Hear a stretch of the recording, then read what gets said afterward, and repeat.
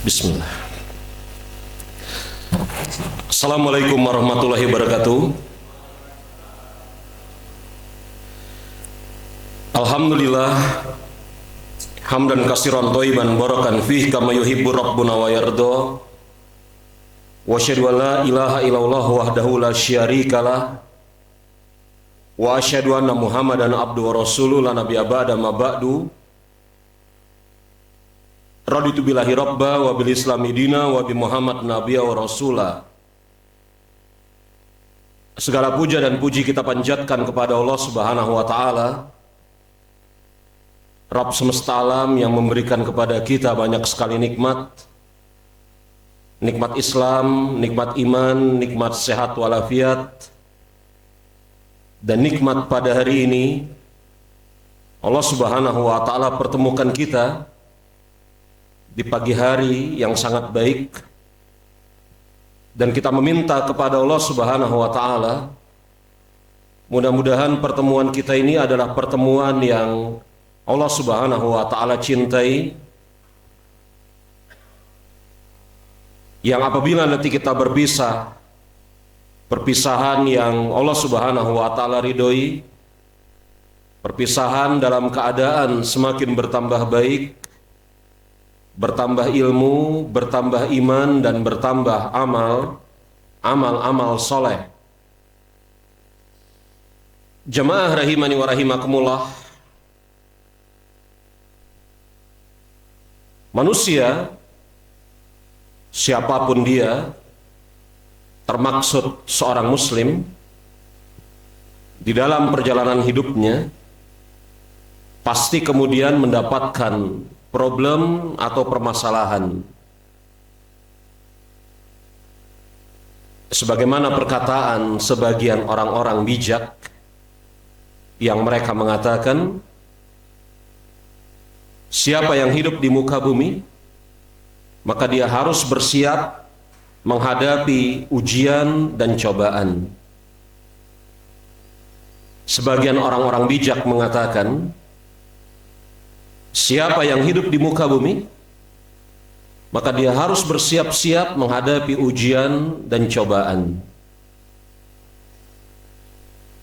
Berbagai macam bentuk ujian dan cobaan Allah Subhanahu wa taala pergilirkan kepada manusia. Ada sebagian orang yang tertimpa ujian berupa kedudukan, sebagaimana sebagian orang tertimpa ujian di dalam permasalahan harta, ekonomi. Sebagaimana juga ada sebagian orang yang tertimpa ujian, na'udzubillah min zalik, dan ini yang paling buruk, tertimpa ujian pada agamanya. Ketahuilah, segala sesuatu ujian yang menimpa diri seorang hamba itu pada hakikatnya ringan, kecuali ujian yang menimpa agama seseorang. Makanya Umar bin Khattab radhiyallahu anhu, beliau pernah mengatakan, ketika aku tertimpa ujian dan cobaan, maka aku bersyukur kepada Allah Subhanahu wa taala setidaknya dengan sebab 3 hal. Umar bin Khattab radhiyallahu anhu, beliau mengatakan, ketika aku tertimpa ujian dan cobaan, maka aku bersyukur kepada Allah Subhanahu wa taala setidaknya dengan sebab 3 hal. Hal yang pertama, ujian atau cobaan tersebut tidak datang dengan cara dan bentuk yang lebih besar. Hal yang kedua, aku tidak dihalangi oleh Allah Subhanahu wa taala untuk bersabar menghadapi ujian tersebut. Dan hal yang ketiga, ujian tersebut tidak menimpa agamaku. Ujian apapun itu pada hakikatnya ringan, terkecuali ujian yang menimpa agama seseorang. Nauzubillah. Maka manusia, seorang muslim yang hidup di muka bumi, dia harus bersiap-siap menghadapi cobaan dan ujian. Di antara cobaan dan ujian yang Allah Subhanahu wa taala berikan kepada sebagian manusia, sebagian kaum muslimin, adalah kesempitan hidup, kesusahan dalam tanda kutip dalam masalah ekonomi. Kenapa saya katakan kesusahan dalam tanda kutip dalam masalah ekonomi? Para jemaah rahimani wa rahimakumullah, kesusahan dalam masalah ekonomi itu sesuatu yang tampaknya di sisi sebagian salaf bukan merupakan sesuatu kesusahan yang hakiki. Makanya saya berikan susah dalam tanda kutip. Sebagian salafus soleh malah ada yang menganggap kelapangan dalam masalah ekonomi itulah ujian, cobaan, fitnah, bencana. Sebagian salafus soleh bahkan ada yang menganggap kelapangan di dalam masalah rezeki, harta adalah fitnah, cobaan, ujian. Maka permasalahan lapang atau sempit harta yang bersamaan dengan itu direlasikan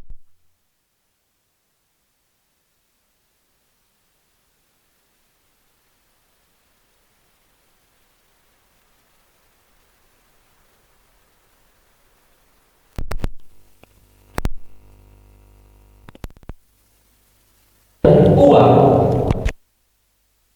Ketika kemudian direlasikan atau dihubungkan kepada perasaan susah atau senang, itu relatif sekali. Tidak mesti orang yang kemudian hartanya berlimpah ruah senang.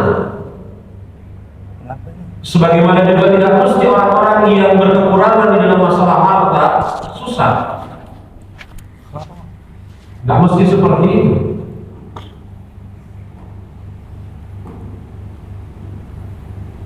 Karena yang namanya susah senang itu adalah perasaan dalam hati.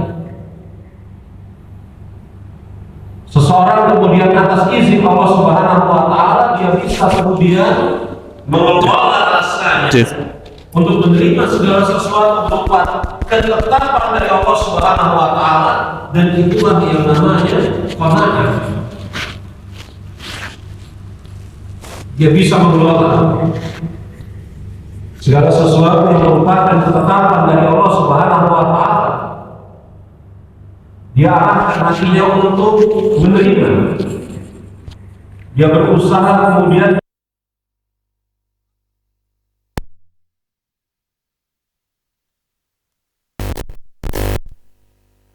maka kalau kemudian materi pagi hari ini yakni kiat hidup di zaman susah, maka Anda bisa melihat bahwasanya tulisan yang saya tulis di dalam pembahasan ini, susahnya saya berikan tanda petik.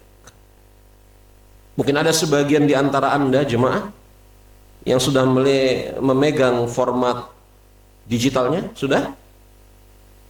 Anda bisa lihat bahwasanya pembahasan kita di kesempatan pagi hari ini yang kita beri judul tajuk kiat hidup di zaman susah, susahnya saya beri tanda petik.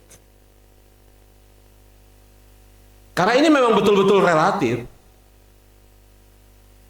Kalau kita lihat ada sebagian salafus saleh malah menjauh dari harta benda.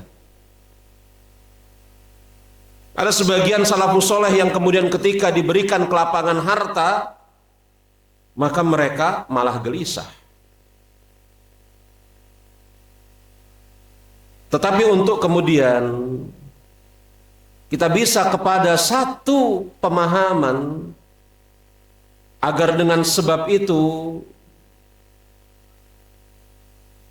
bisa kita jalani taklim di kesempatan pagi hari ini.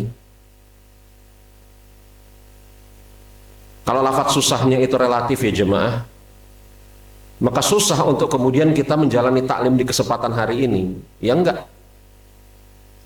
Ustadz, saya enggak susah. Walaupun enggak punya uang, saya enggak susah Ustadz. Oh, susah itu jadinya kita. Agak repot kita menjalani taklim di kesempatan hari ini. Saya malahan susah itu kalau banyak uang. Nah ini kan repot itu. Ya. Maka agar kita bisa menjalani taklim di kesempatan pagi hari ini, maka mari bersama-sama kemudian kita sepakati terlebih dahulu yang dimaksud susah di sini adalah kesempitan di dalam masalah harta. Kita sepakati aja dulu. Mari kita sepakati terlebih dahulu bahwasanya yang dimaksud susah di sini adalah kesempitan di dalam masalah harta.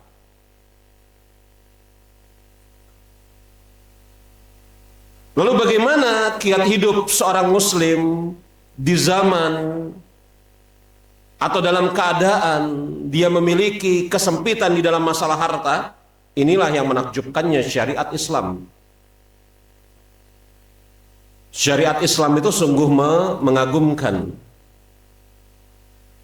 sempurna, paripurna, dan menjelaskan, membahas segala sesuatu.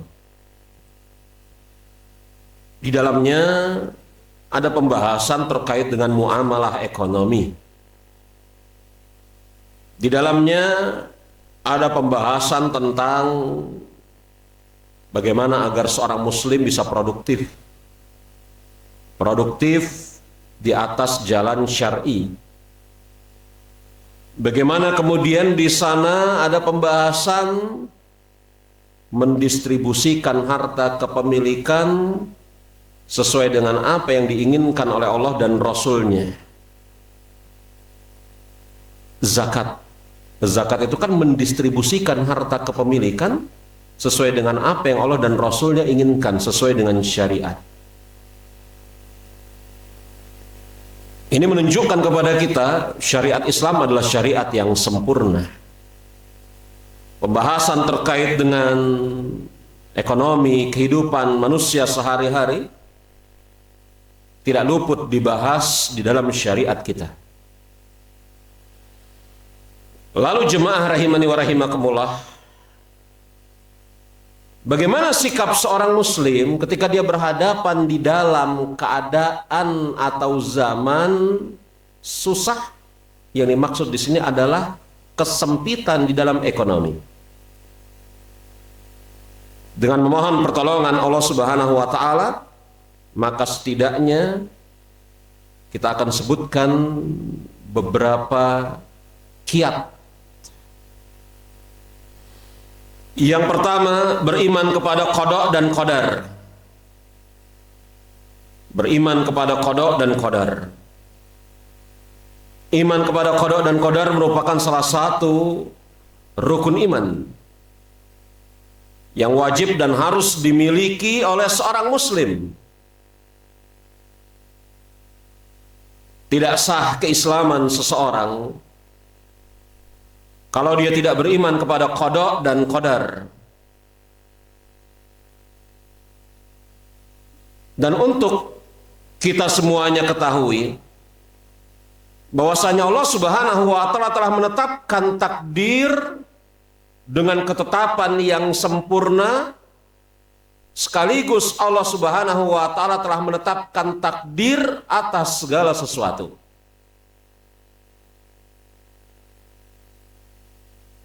Itulah makna salah satu bentuk keimanan kepada qada dan qadar, yakni al-kitabah. Allah Subhanahu wa taala telah menetapkan takdir secara sempurna 50.000 tahun sebelum penciptaan langit dan bumi. Ketika Allah Subhanahu wa taala berkata kepada pena kolam, uktub, tulis. Maka pena atau kolam mengatakan, apa yang harus aku tulis, ya Rabb? Allah Subhanahu wa Ta'ala mengatakan kepada pena atau kolam, uktub, tulis. Maka pena mengatakan, apa yang harus aku tulis, wahai Rabb? Maka Allah Subhanahu wa Ta'ala mengatakan, uktub kulla syai' hatta yaumil qiyamah. Tulis segala sesuatu yang akan terjadi hingga hari kiamat. Hadis sahih riwayat Imam Muslim, dikeluarkan dari sahabat Jabir bin Abdullah radhiyallahu anhu. Dan Allah Subhanahu wa Ta'ala juga telah menetapkan takdir seluruh makhluk 50.000 tahun sebelum penciptaan langit dan bumi. Kataballahul maqadir khalaiq qabla anna khalaqas samawati wal ard bi khamsina alfas sanah. Allah Subhanahu wa Ta'ala telah menetapkan takdir segala sesuatu sebelum Dia menciptakan langit dan bumi dalam jarak 50.000 tahun. Allah Subhanahu wa Ta'ala telah menetapkan takdir segala sesuatu yang tercatat di Lauhil Mahfuz, yang kemudian turunannya Allah Subhanahu wa Ta'ala perintahkan malaikat ketika telah sempurna 40 hari di kali ketiga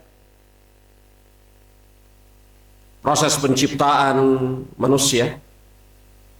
Dalam hadis yang dikeluarkan oleh Imam Muslim dari sahabat Abdullah bin Mas'ud radhiyallahu anhu, di mana dalam hadis tersebut Rasulullah SAW mengatakan, summa yursalu malaku fayanfuhu fihi ruh wa yu'maru bi arba'i kalimati bikatbihi. Setelah 40 hari di kali ketiga Allah Subhanahu wa Ta'ala utus kepada kandungan yang dikandung oleh seorang ibu untuk meniupkan ruh dan menetapkan atasnya 4 perkara. Di antara 4 perkara tersebut, rizkinya. Summa yursalu malaku fayanfuhu fihi ruh wa yu'maru bi arba'i kalimatin bikatbihi, rizkinya.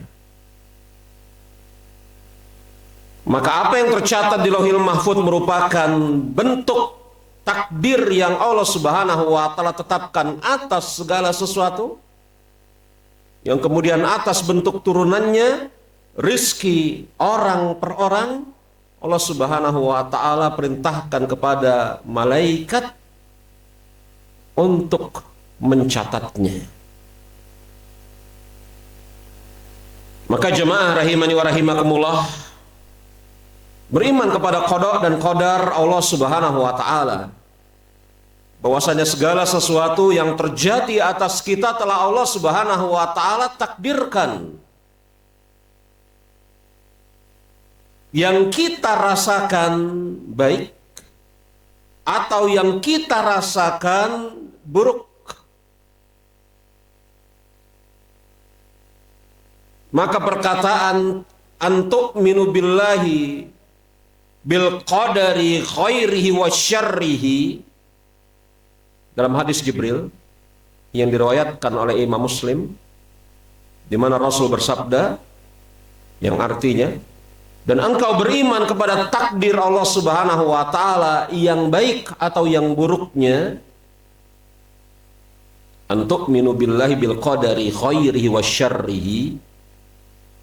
Kata para ulama semisal Syekh Muhammad bin Saleh Al-Utsaimin rahimahullahu ta'ala, maka takdir baik dan buruk di sana adalah apa yang dirasakan oleh seorang hamba.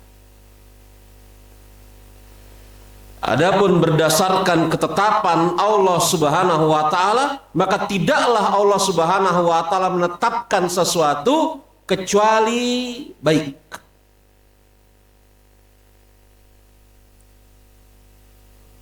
Karena ketetapan Allah Subhanahu wa taala merupakan perbuatannya.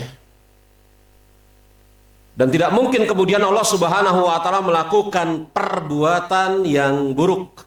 Begitu kata Syekh Utsaimin rahimahullahu taala ketika beliau mensyarah hadis Arba'in yang kedua dalam syarah beliau terhadap Arba'in An-Nawawiyah. Maka beriman kepada takdir yang baik ataupun yang buruk itu apa yang dirasakan oleh seorang hamba, seorang muslim. Nah, inilah yang saya katakan tadi di awal, itu betul-betul relatif. Karena segala sesuatu berdasarkan penciptaan Allah Subhanahu wa taala tidak ada yang buruk. Makanya di dalam doa kunut Rasulullah SAW mengatakan, doa kunut itu panjang, kunut nazilah. Di dalam doa kunut tersebut dari jalur sahabat Husain bin Ali bin Abi Thalib dan yang lainnya ada lafaz wasyarru laisa ilaik. Adapun keburukan maka tidaklah beradab, tidaklah layak disandarkan kepadamu, yakni kepada Allah Subhanahu wa taala. Maka segala sesuatu pada hakikatnya yang Allah Subhanahu wa taala takdirkan kepada seorang hamba mukmin itu baik. Tinggal cara kita mempersepsikan atau merasakannya saja. Makanya Rasulullah SAW mengatakan a'jabalil amril mu'min, menakjubkan urusan seorang mukmin. Yang menakjubkan di sini adalah urusan seorang mukmin. Dan yang takjub adalah Rasulullah Sallallahu Alaihi Wasallam. Maka ini menunjukkan kepada kita satu hal jemaah. Nggak perlulah kita takjub kepada sesuatu yang tidak membuat takjub Rasulullah. Ngapain kita takjub kepada keadaan orang-orang kafir, orang-orang fasik, orang-orang munafik? Seberapa hebat, seberapa besar pun pencapaian mereka. Kan katanya kita mau ittiba kepada Rasul. Di antara bentuk ittiba kepada Rasul adalah mencintai apa yang dia cintai, membenci apa yang dia benci, berusaha untuk takjub, kagum, sebagaimana ketakjuban kekaguman Rasul. Yang membuat Rasul takjub itu adalah keadaan orang mukmin. Maka selain orang mukmin tidak menakjubkan Rasulullah. Ustaz, kan pada saat itu tidak ada orang-orang lain selain seorang mukmin. Kata siapa jemaah? Pada zaman Rasul hidup dan para sahabat itu ada dua imperium besar, Romawi dan Parsi, yang kerajaannya besar, harta bendanya berlimpah ruah. Tapi apakah itu semua menakjubkan Rasulullah SAW? Rasul apakah pernah mengatakan, sungguh menakjubkan keadaan orang-orang Romawi? Sungguh menakjubkan keadaan orang-orang Parsi? Apakah Rasul pernah mengucapkan kalimat-kalimat seperti itu? Ala kulli hal, padahal beliau mengetahui di sana ada Romawi di barat, di timur ada Parsi, di utara ada Konstantinopel. Apakah Rasul takjub kepada kaum-kaum tersebut? Tidak. Yang menakjubkan Rasulullah adalah keadaan orang-orang mukmin. Dan orang mukmin berdasarkan hadis tersebut terbagi menjadi dua. Apabila mereka mendapatkan nikmat, mereka bersyukur, itu keadaan pertama. Adapun keadaan yang kedua, apabila mereka mendapatkan musibah, bencana, maka mereka bersabar. Rasulullah berdasarkan hadis ini dan banyak hadis yang lain, itu hanya menyebutkan dua macam, nikmat atau bencana, kesenangan atau musibah. Sikap seseorang ketika mendapatkan nikmat, bersyukur. Sebagaimana sikap seseorang muslim hakiki ketika mendapatkan musibah, bersabar. Hanya dua, nikmat musibah, kesenangan, nikmat kesulitan, kesempitan, kesenangan, bencana, kesempitan. Dan ketika Rasul kemudian menggambarkan tentang keadaan Islam, Islam terbagi menjadi dua, setengahnya sabar, setengahnya syukur.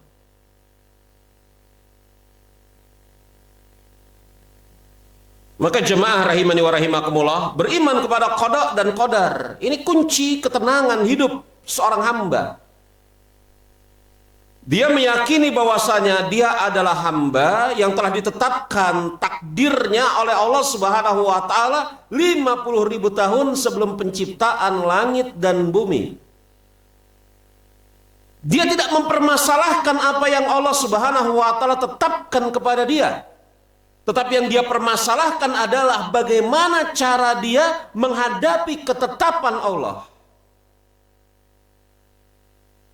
Ini yang harus kemudian kita perbaiki dari cara kita bermuamalah kepada Rabbuna Tabaraka wa Ta'ala. Ya Allah, kenapa engkau takdirkan aku seperti ini? Allah tidak ditanya atas perbuatannya. Ya Allah, kenapa engkau takdirkan kami, saya seperti ini? Allah tidak ditanya atas perbuatannya. Yang ditanya adalah kita semua. Kan begitu.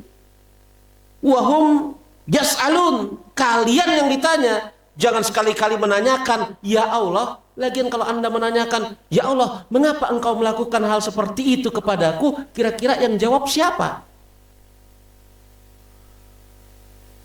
Maka ketetapan yang telah Allah Subhanahu wa taala tetapkan kepada kita berupa qada dan qadar kita terima. Dan kemudian kita perbaiki cara kita di dalam menghadapi qada dan qadar tersebut sesuai dengan apa yang diinginkan oleh Allah dan Rasul-Nya. Dan jangan kemudian setelah itu berburuk sangka. Ada sebagian orang yang berburuk sangka. Ketika Allah Subhanahu wa taala menetapkan qada dan qadar takdir atas seorang hamba, dia bersikap kemudian dengan sikap yang tepat sesuai syar'i, kemudian Allah akan memberikan balasan yang buruk atas hamba yang bersikap sesuai dengan sikap syar'i terkait qada dan qadar Allah. Ini kan buruk sangka. Itu sama saja seperti begini. Memiliki prasangka Allah akan mengazab orang-orang yang sholat. Loh kok bisa? Loh Ustaz, fawailul lil musallin. Tuh orang-orang yang sholat diazab. Bukan karena dia sholat diazab, tetapi karena nggak khusyuk dan seterusnya. Masa kita punya buruk sangka kepada Allah Subhanahu wa taala setelah kemudian kita berjalan sesuai dengan ketetapan syariat di dalam menghadapi qada dan qadar, setelah itu Allah akan membalas kita dengan keburukan? Lagian kemudian memang kita ini kadang-kadang, saya dan Anda, sebagian besar manusia, itu memang kemudian pandangannya ya hanya sejauh 10 meter ke depan. Yakni nggak jauh pandangannya. Padahal Allah Subhanahu wa taala menyebutkan di dalam Al-Qur'anul Karim, ayat yang seharusnya kemudian menjadi pegangan atas kita, bahwasanya tidak setiap yang kita cintai, kita suka, itu pasti baik. Sebagaimana juga tidak setiap yang kita benci, itu pasti buruk. Allah Subhanahu wa ta'ala mengatakan, wa asa an takrahu syai'an wa huwa khairul lakum. Betapa banyak sesuatu yang kalian gak sukai, ternyata di kemudian hari terbukti baik untuk kalian. Tapi kan, iya begitulah keadaan sebagian besar manusia, termaksud saya. Kita memohon kepada Allah Subhanahu wa ta'ala agar Allah Subhanahu wa ta'ala perbaiki keadaan kita semua, Allahumma amin. Padahal ayat tersebut berulang kali kita baca. Wa asa an takrahu syai'an wa huwa khairul lakum. Wa asa an tuhibbu syai'an wa huwa syarrul lakum. Ayat itu berulang kali kita baca. Betapa banyak sesuatu yang kalian sukai itu terbukti di kemudian hari jelek bagi kalian. Betapa banyak sesuatu yang kalian benci kemudian di kemudian hari terbukti baik bagi kalian. Tidak setiap yang kita sukai pasti baik. Tidak setiap yang kita benci pasti buruk.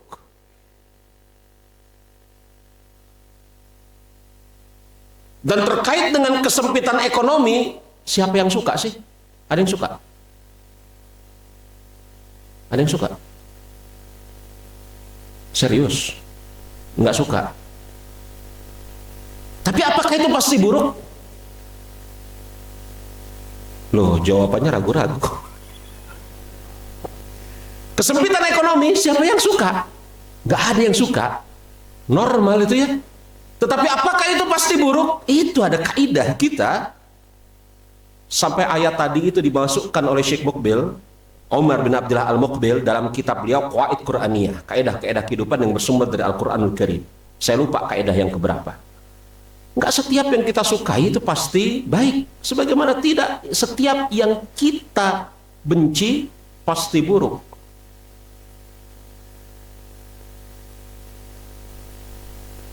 Maka beriman kepada qada dan qadar Allah Subhanahu wa taala, meyakini segala sesuatu ketetapan qada dan qadar yang bersumber dari Allah Subhanahu wa taala adalah baik bagi kita.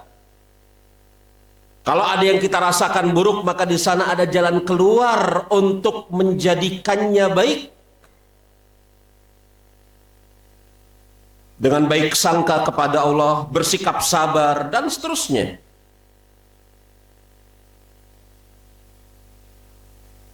Kiat yang kedua, meyakini bahwasanya dunia ini memang negeri kampung ujian. Dunia ini memang negeri kampung ujian. Ya begitulah dunia ini. Seperti yang saya sampaikan tadi di awal, sebagian orang bijak mengatakan siapa yang hidup di dunia harus bersiap-siap menghadapi cobaan dan ujian. Harus bersiap-siap. Dan Allah Subhanahu wa taala telah menetapkan bahwasanya dunia ini cobaan, ujian. Sebagaimana kemudian misalnya ada di dalam Surat Al-Anbiya ayat yang ke-35. Ketika Allah Subhanahu wa taala mengatakan kullun nafsin za'iqatul maut, setiap yang berjiwa pasti akan mati. Enggak ada yang hidup selama-lamanya kecuali Allah Subhanahu wa taala.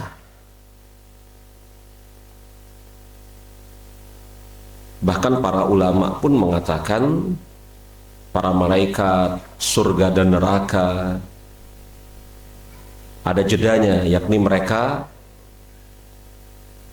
pada sesaat itu dimatikan oleh Allah Subhanahu wa taala. Karena yang memiliki kehidupan yang sempurna Allah Subhanahu wa taala. Setiap yang berjiwa pasti akan mati.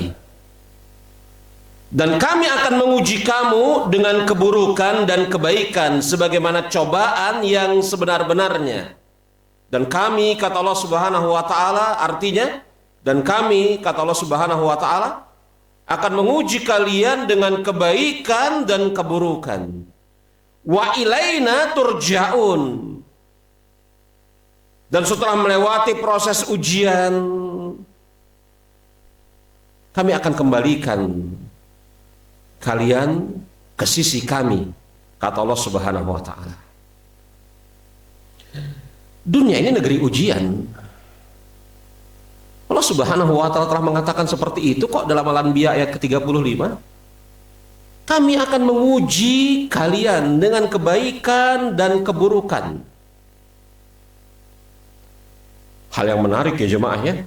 Bagaimana berdasarkan ayat ini Allah Subhanahu wa taala mensifati kebaikan, nikmat itu pun ujian. Ya enggak?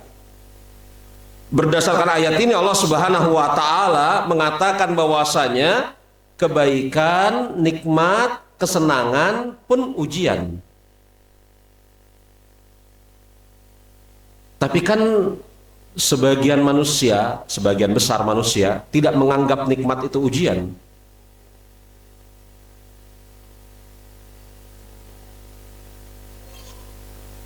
Kalau musibah, kesempitan hidup, kemiskinan, nah itu ujian.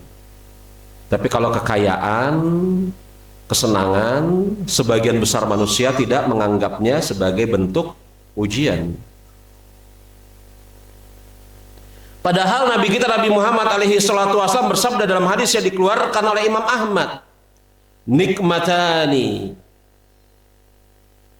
mahbubani katsiri minan nasi as-sihatil wal farah. Ada dua nikmat, yang dua nikmat ini sangat berpotensi memperdaya sebagian besar manusia. Apa yang pertama? As-sihati, kesehatan. Yang kedua, al-farah, waktu luang. Nikmat ini kata Rasulullah SAW, nikmat berupa kesehatan berpotensi memperdaya sebagian besar manusia. Makanya jemaah, dunia ini negeri ujian. Bahkan Rasulullah SAW mengatakan di dalam hadis yang dikeluarkan oleh Imam Ahmad, ad-dunya darul bala. Dunia ini kampung bala bencana. Dunia ini kampung bala bencana.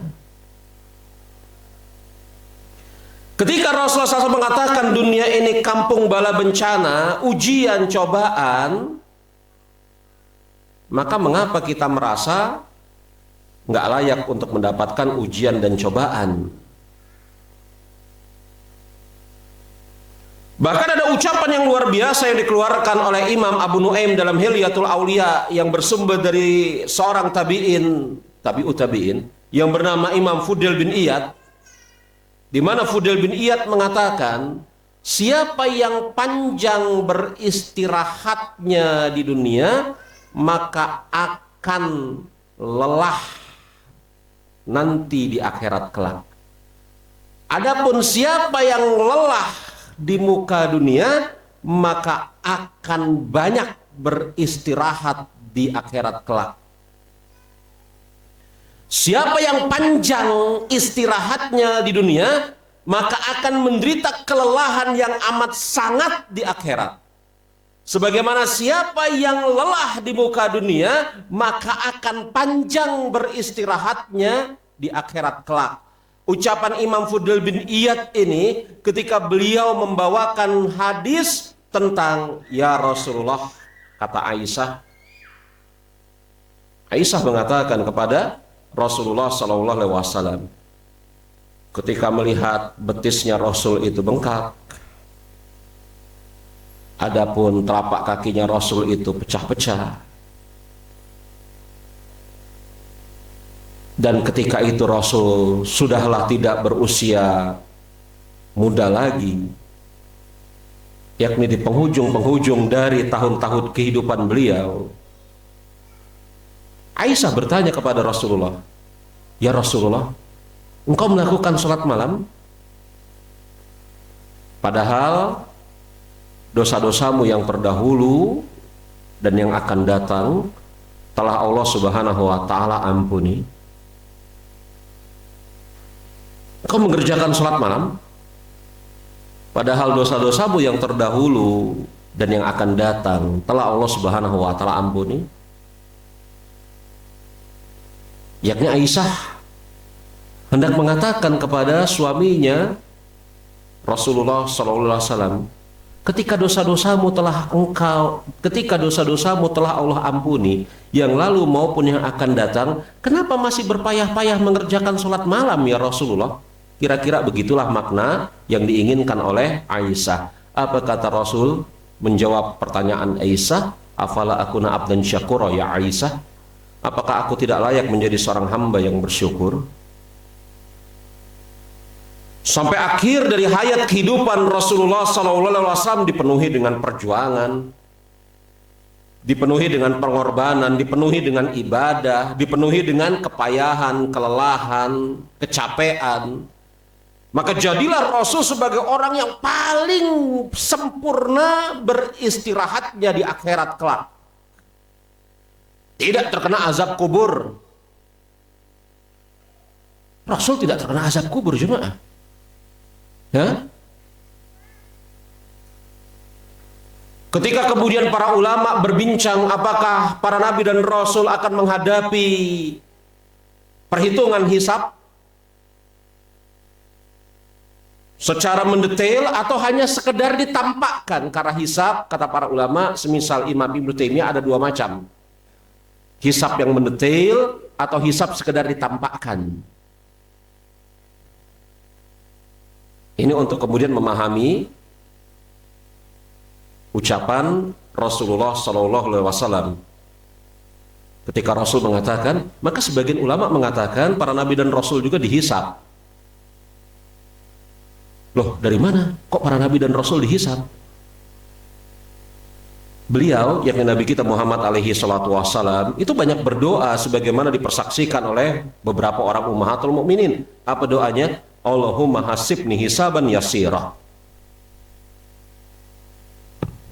Hafal ya doa ini ya. Allahumma hasibni hisaban yasira. Ya Allah, hisablah aku dengan hisab yang yasir, yang ringan.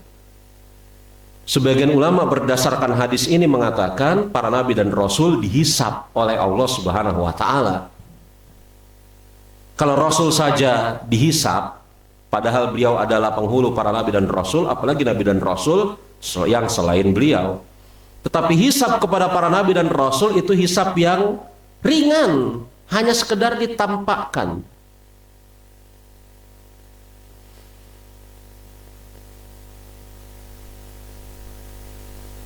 Rasul hisabnya ringan. Orang yang pertama kali masuk ke dalam surga, memiliki tempat di surga yang paling sempurna. Kenapa beliau mendapatkan nikmat yang sedemikian banyak di akhirat kelak? Karena di dunianya panjang kelelahannya di dalam taat kepada Allah Subhanahu wa taala.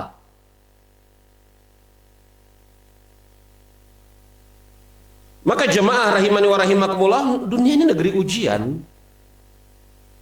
Ya, hadapi.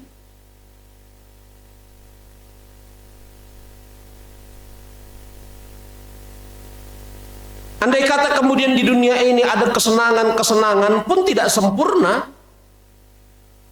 Iya kan? Kesenangan-kesenangan itu pada suatu saat akan hilang. Dan kesenangan-kesenangan itu terkadang dan terbukti terkadang membawa madarat.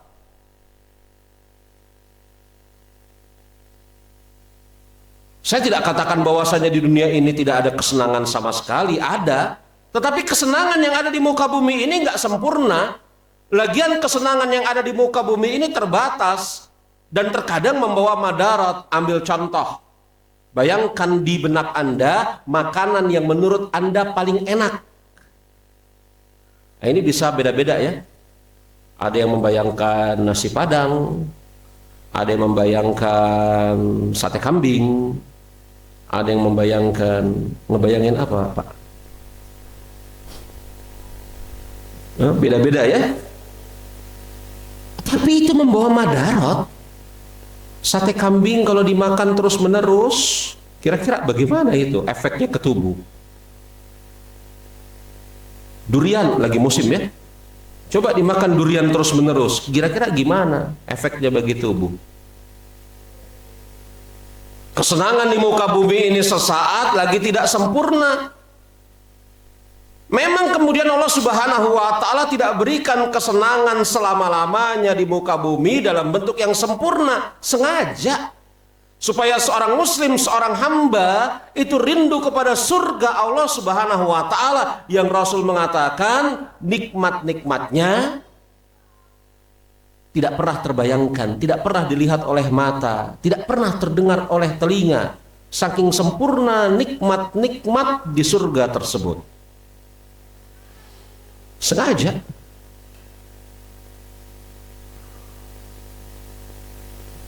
Kemudian jemaah rahimani wa rahimakumullah, Kiat yang ketiga, baik sangka kepada Allah Subhanahu wa taala. Baik sangka kepada Allah Subhanahu wa taala. Ketika berhadapan dengan kesusahan yang merupakan bentuk qada dan qadar Allah Subhanahu wa taala, maka hendaklah seorang hamba berhusnuzon, berprasangka baik kepada Allah Subhanahu wa taala. Ini adalah konsekuensi dari tauhid dan keimanan. Konsekuensi dari tauhid dan keimanan adalah baik sangka kepada Allah Subhanahu wa taala. Ini sebagaimana ada di dalam hadis qudsi yang dikeluarkan oleh Imam Bukhari dan Imam Muslim, di mana Allah Subhanahu wa taala berfirman, "Ana inda dzoni abdi bi." Aku ini sesuai dengan prasangka hambaku terhadap diriku. Ana inda dzonni abdi bi. Aku ini sesuai dengan prasangka hambaku terhadap diriku. Tapi jangan salah memahami hadis ini. Ada sebagian orang yang memahami hadis ini dengan pemahaman yang serampangan. Aku sesuai dengan prasangkaan hambaku terhadap diriku. Kemudian ada yang memahami hadis ini dengan pemahaman yang serampangan. Maka coba kita lihat ucapan para ulama semisal Imam Qadi bin Iyad rahimahullahu ta'ala ketika menjelaskan, mensyarah hadis ini. Beliau mengatakan, sebagian ulama mengatakan bahwa makna hadis di atas adalah Allah akan memberikan ampunan jika hamba meminta ampun. Allah akan menerima taubat jika hamba bertaubat. Allah akan mengabulkan doa jika hamba meminta. Allah Subhanahu wa taala akan beri kecukupan jika dia meminta kecukupan. Ulama lain berkata maknanya adalah berharap kepada Allah dan meminta ampunannya. Ini makna dari hadis ini. Apa kata Qadi bin Iyad rahimahullahu ta'ala? Allah akan mengabulkan doa jika hamba meminta kepada Allah Subhanahu wa ta'ala. Yakni di antara bentuk baik sangka seorang hamba kepada Allah Subhanahu wa taala, dia berdoa kepada Allah karena dia mengetahui Allah Subhanahu wa taala bisa mengabulkan doanya, maka Allah kabulkan permintaannya. Kira-kira begitu makna hadis ini. Itu yang diinginkan oleh Imam Qadi bin Iyad. Dan berkisar seperti ini juga ucapan para ulama. Contohnya ucapan Syekh bin Baz ketika menjelaskan hadis ini. Seorang hamba berbaik sangka kepada Allah Subhanahu wa taala, Allah Subhanahu wa taala akan melepaskannya dari kesulitan. Maka dia berdoa kepada Allah Subhanahu wa taala agar Allah Subhanahu wa taala lepaskan dia dari kesulitan atau berikan kesabaran di dalam menghadapi kesulitan tersebut. Maka atas baik sangkanya tersebut, dia meminta kepada Allah, Allah berikan apa yang dia pinta. Begitu kira-kira makna hadis ini. Bukan kemudian berbaik sangka kepada Allah Subhanahu wa taala, tetapi bersamaan dengan itu tidak melakukan tuntutan syariat. Allah akan mengabulkan doa saya walaupun saya tidak berdoa. Allah Subhanahu wa ta'ala akan memasukkan saya ke dalam surga walaupun saya tidak melakukan amal-amal ketaatan. Ini bukan baik sangka. Ini malah berprasangka buruk kepada Allah Subhanahu wa ta'ala. Loh iya jemaah. Para ulama mengatakan, seseorang yang tidak melakukan amal-amal ketaatan kemudian dia berprasangka Allah akan memasukkannya ke dalam surga, ini prasangka buruk kepada Allah, bukan baik sangka. Loh kok bisa begitu? Iya, karena sama saja kemudian mengatakan syariat tidak ada gunanya. Iya kan? Lalu apa fungsinya syariat? Apa fungsinya ibadah kalau kayak gitu? Ini kan sama saja berprasangka buruk kepada Allah. Allah menurunkan syariat yang nggak ada gunanya. Bisa diikutin? Kalau ada seseorang yang tidak melakukan kebaikan-kebaikan, kemudian berprasangka Allah akan masukkan dia ke dalam surga dengan sebab tersebut, ini bukan baik sangka, ini buruk sangka. Karena sama saja kemudian menganggap syariat yang Allah turunkan tidak ada gunanya. Antara yang soleh dengan yang buruk, antara yang pelaku ketaatan dengan pelaku kemaksiatan, ujungnya sama saja. Lalu apa faedahnya sholat? Apa faedahnya puasa Ramadan? Apa faedahnya zakat? Apa faedahnya ketaatan yang lain? Maka baik sangka itu diiringi dengan amal kebaikan. Kata para ulama, semisal Imam Syekh bin Baz rahimahullahu ta'ala, baik sangka kepada Allah diiringi dengan amal ketaatan kepadanya. Bukan hanya sekedar baik sangka. Ada sebagian orang yang salah di dalam memahami hadis ini, melakukan kemaksiatan, berbaik sangka Allah akan mengampuninya tanpa dia bertaubat. Ini salah jemaah. Lalu fungsinya taubat apa?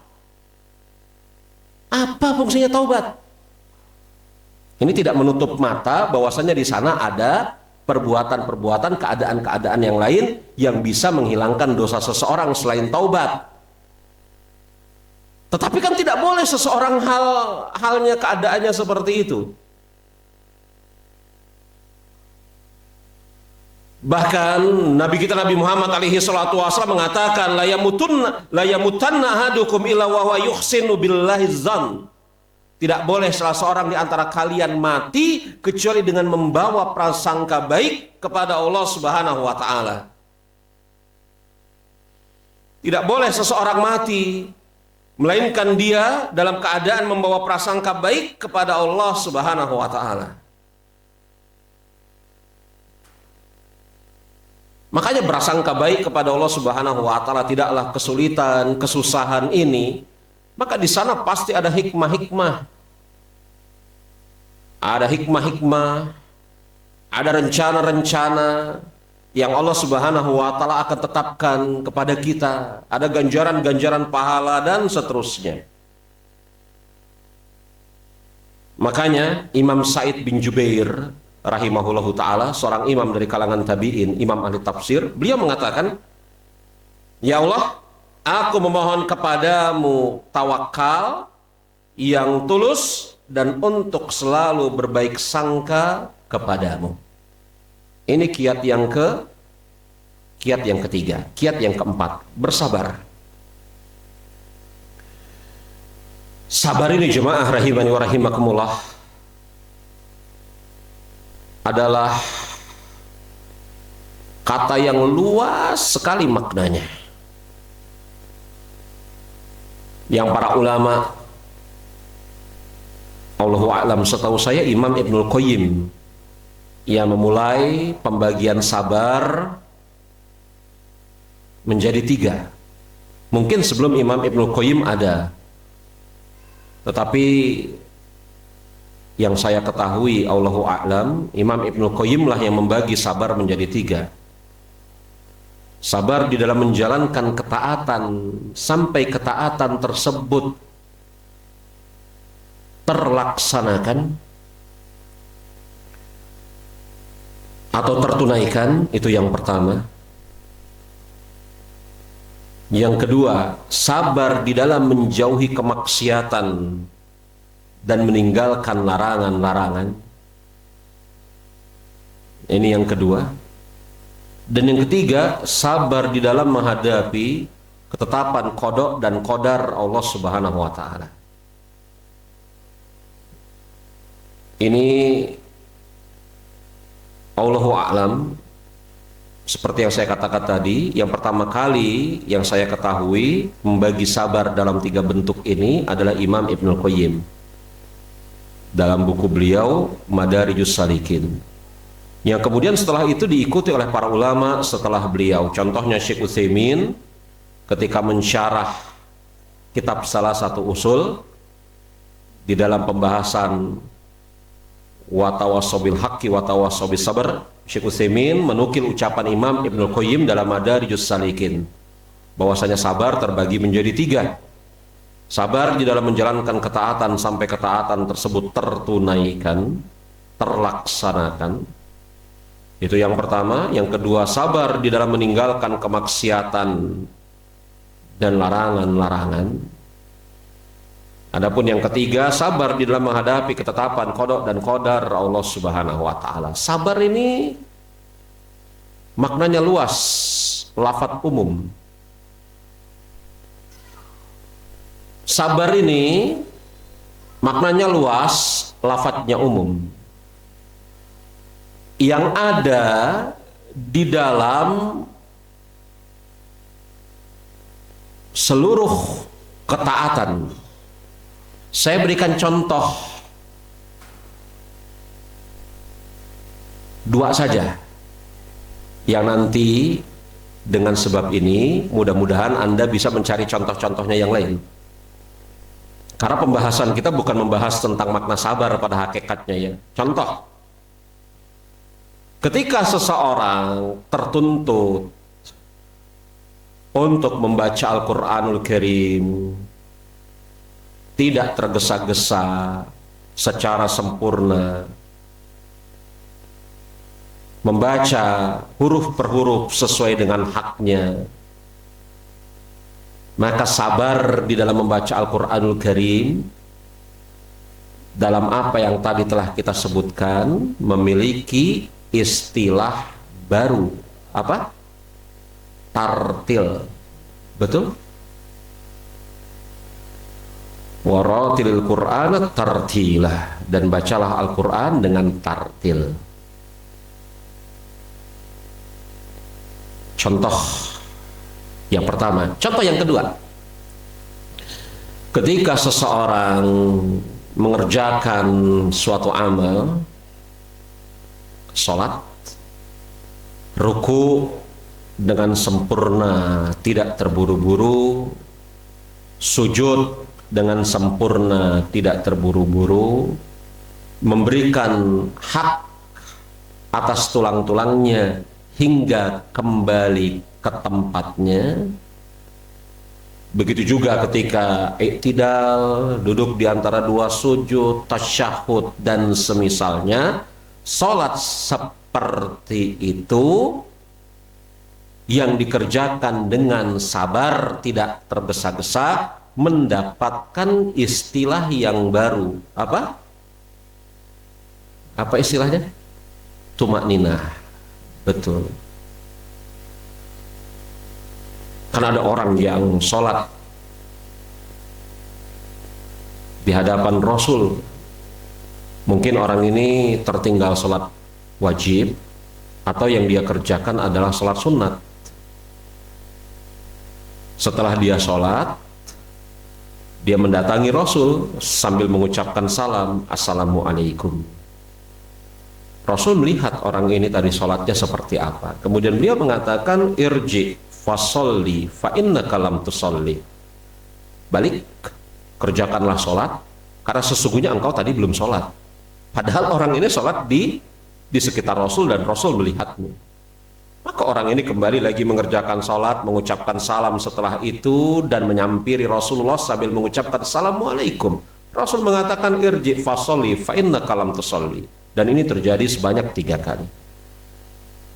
Pada kali yang ketiga, terakhir, orang ini mengatakan, ya Rasul, kalau engkau perintahkan aku untuk mengulangi sholat, aku tidak bisa kecuali seperti apa yang engkau lihat tadi. Maka Rasul ajarkan kepada orang tersebut, apabila engkau berdiri, maka berdirilah dengan tenang, menghadaplah ke kiblat, dan berikanlah hak pada setiap tulang-tulangnya.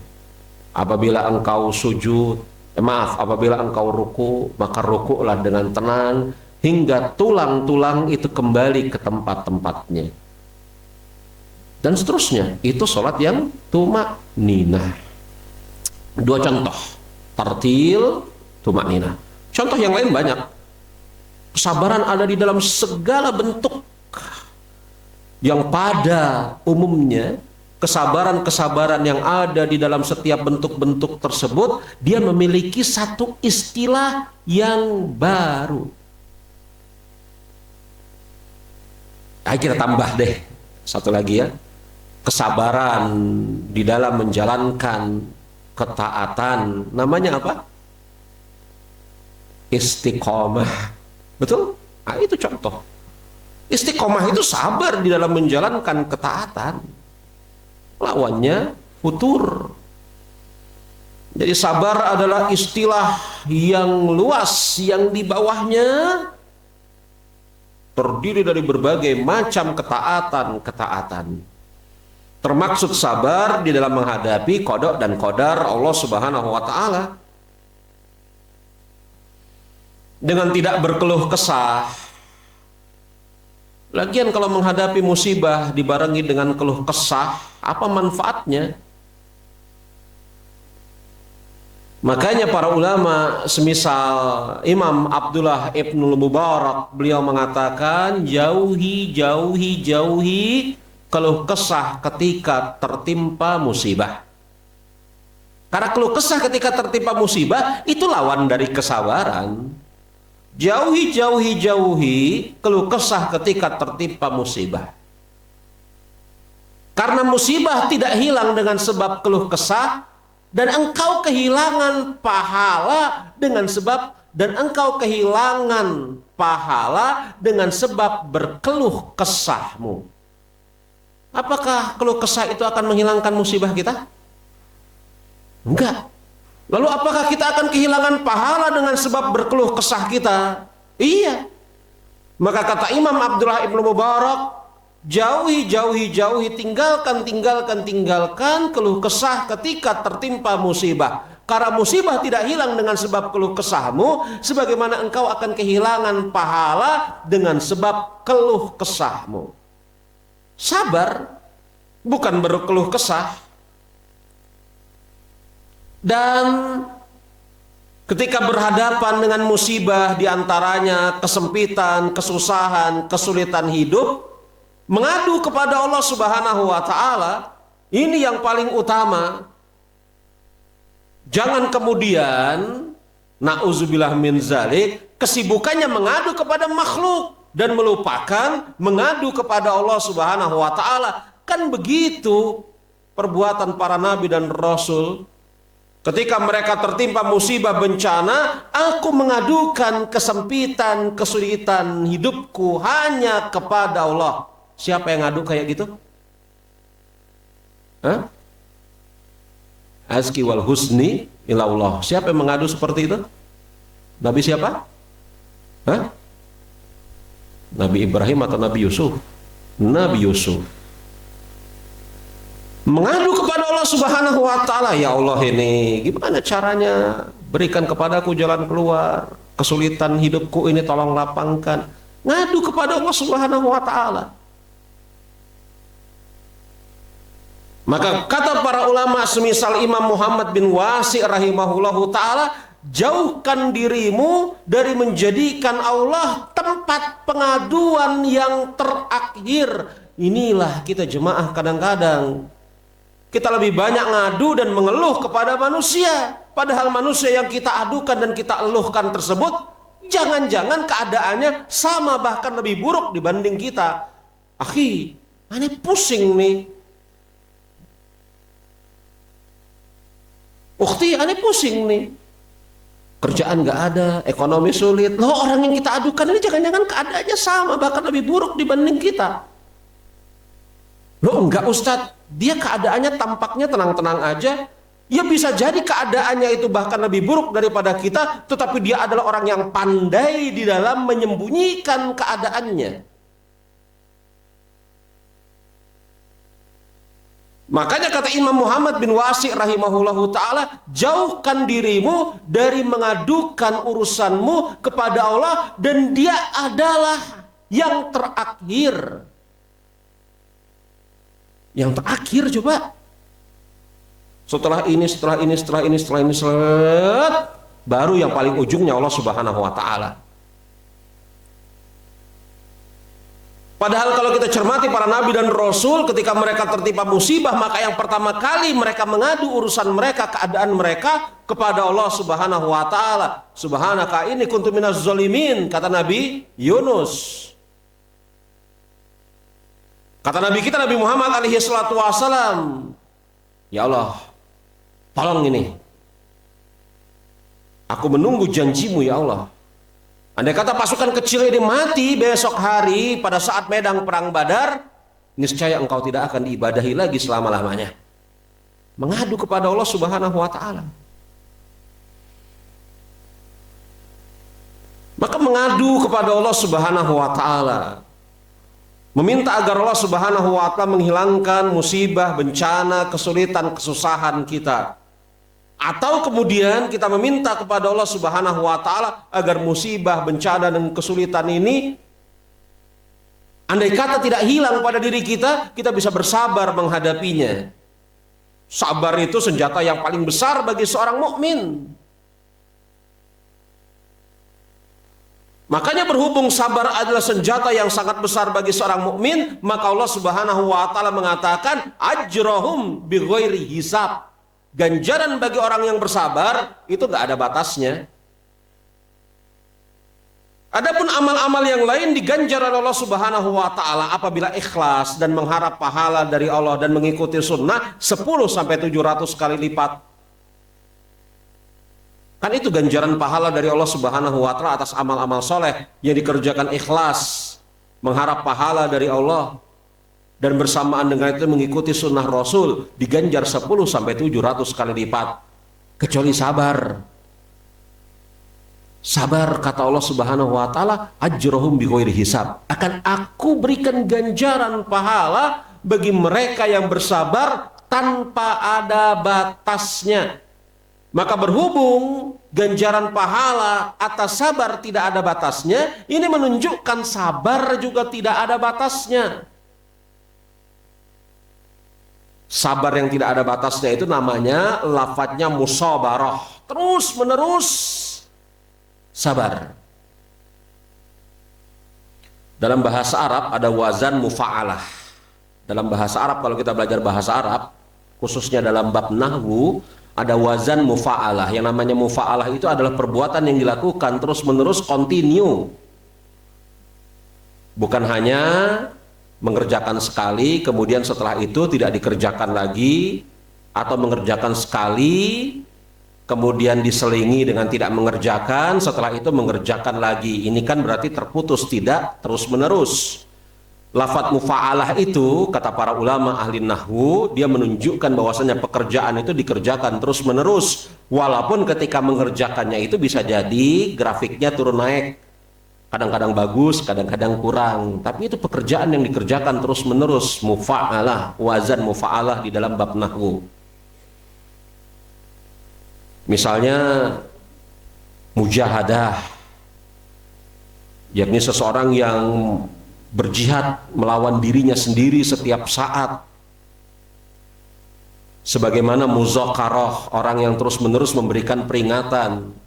Sebagaimana juga lafadznya muamalah, yang terus-menerus kemudian melakukan interaksi kepada manusia yang lain. Nah ini lagi nih, musabarah, terus-menerus dia berusaha untuk bersabar ya, walaupun kemudian grafiknya turun naik. Kadang-kadang kesabarannya titik sabrun jamilah, kadang-kadang kurang. Tapi dia terus-menerus berusaha untuk sabar. Itu mufa'alah, wazan mufa'alah.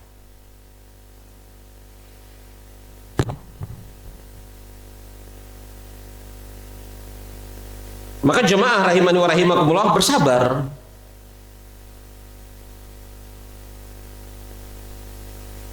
Bahkan Nabi kita Nabi Muhammad alaihi salatu wassalam, beliau mengatakan inna i'zami jazaa ma'a i'zami balai. Sesungguhnya besarnya ujian, sesungguhnya besarnya ganjaran itu tergantung dengan besarnya ujian. Sesungguhnya besarnya ganjaran pahala dari Allah Subhanahu wa taala itu bergantung pada besarnya ujian. Wa innallaha idza ahabba qauman ibtalahum, dan apabila Allah Subhanahu wa taala mencintai suatu kaum, dia akan mengujinya. Apabila Allah Subhanahu wa taala mencintai suatu kaum, maka dia akan mengujinya. Maka berhubung Allah Subhanahu wa taala sangat mencintai para nabi dan rasul, dan di antara seluruh nabi dan rasul Allah Subhanahu wa taala paling mencintai Rasulullah sallallahu alaihi wasallam, maka ujian yang Allah berikan kepada para nabi dan rasul, khususnya Nabi kita Muhammad alaihi salatu wasallam, adalah ujian yang terbesar. Beliau kan mengatakan dalam hadis yang dikeluarkan oleh Imam Ahmad dan yang lainnya, asyaddul bala al-anbiya fa'amthal fa'amthal. Orang yang paling besar bala bencana ujiannya adalah para nabi dan rasul, dan yang semisal dengan mereka, dan yang semisal dengan mereka.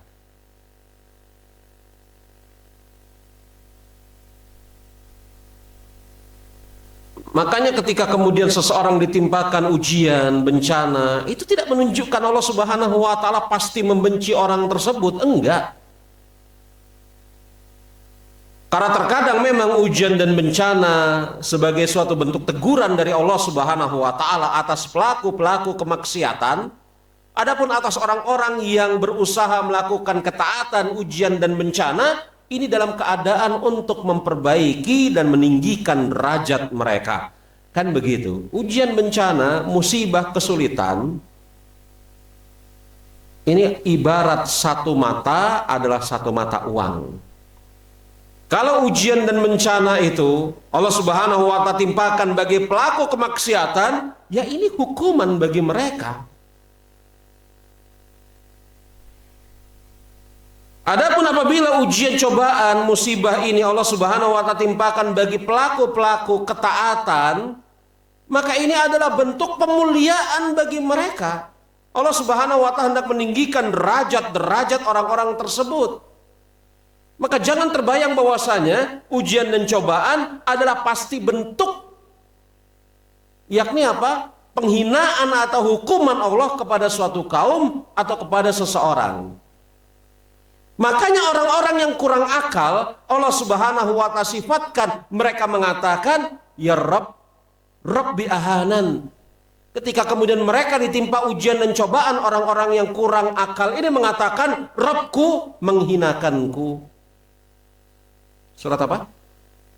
Rabbi, Al-Fajr.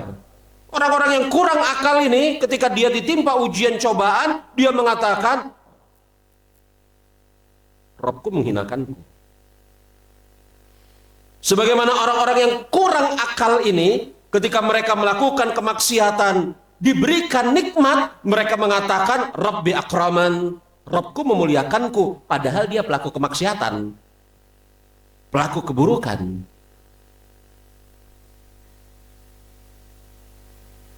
Maka wa inna allaha idza ahabba qauman ibtalahum, dan apabila Allah Subhanahu wa taala mencintai suatu kaum, maka Allah akan memberikan bala bencana, ujian kepada suatu kaum tersebut. Untuk apa? Untuk memilah dan memilih siapa yang kemudian ridho terhadap ujian dan cobaan Allah, dan siapa yang kemudian malahan murka terhadap ujian dan cobaan Allah. Maka dikatakan setelahnya, faman radiya falahur ridho, siapa yang ridho terhadap ujian dan cobaan Allah Subhanahu wa taala tersebut, maka Allah akan ridho kepada mereka. Wa man sakhita falahu sukhtu, dan siapa yang murka, benci terhadap ujian dan cobaan tersebut, maka Allah Subhanahu wa taala akan membencinya.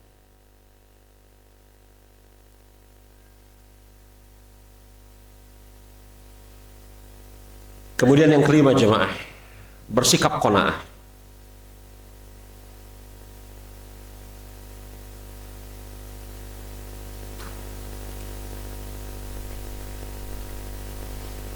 Bersikap qanaah. Qanaah ini mungkin definisi yang paling mudah untuk dipahami adalah berusaha untuk memenuhi hati dengan kecukupan.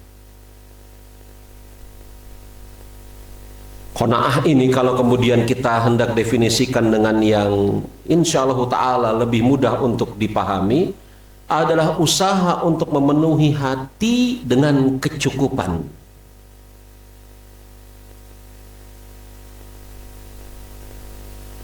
Usaha untuk memenuhi hati dengan kecukupan. Karena banyak atau sedikitnya harta itu kuantitas. Yang kalau kemudian ya banyak atau sedikitnya itu kuantitas. Adapun cukup atau nggak cukup itu masalah rasa, value. Hah? Cukup atau nggak cukup itu masalah rasa. Banyak atau sedikit itu kuantitas. Bisa jadi orang yang memiliki banyak tapi nggak cukup, dan sangat mungkin orang yang memiliki sedikit tetapi merasa cukup. Kan Nabi kita Nabi Muhammad alaihi salatu wasallam bersabda dalam hadis yang diriwayatkan oleh Imam At-Tirmizi tentang keadaan seseorang yang kemudian diberikan satu lembah atau gunung harta dan dia tidak merasa cukup hingga berusaha mencari yang kedua dan seterusnya, sampai kemudian Rasulullah SAW di dalam hadis tersebut mengatakan hatta yadkhulut turab ila fahmihi, sampai kemudian itu yang namanya apa? Pasir masuk ke dalam mulutnya, alias mati. Ada sebagian orang yang punya satu lembah, satu gunung harta, itu banyak banget, satu gunung, satu lembah itu banyak banget. Tapi tidak diberikan rasa cukup, pengen cari yang kedua. Udah punya dua, nggak cukup, pengen nyari yang ketiga. Terus sampai kapan cukupnya? Sampai pasir masuk ke dalam rongga mulutnya. Yang kata para ulama ketika menjelaskan makna dari ucapan Rasul yang terakhir ini, sampai dia mati. Ketika mati, ya pasir kan masuk ke dalam mulut, tanah masuk ke dalam mulut. Maka berusaha bersikap qanaah, memenuhi hati dengan kecukupan. Dan Nabi kita Nabi Muhammad alaihi salatu wasallam mengatakan qad aflaha man aslama wa ruzika kafafan wa qa'anahu Allahu bima atahu. Sungguh telah beruntung orang-orang yang telah masuk ke dalam agama Islam, diberikan rezeki yang cukup dan Allah menjadikannya qanaah terhadap apa yang telah dia berikan kepadanya. Bersikap qanaah, berusaha memenuhi hati dengan kecukupan.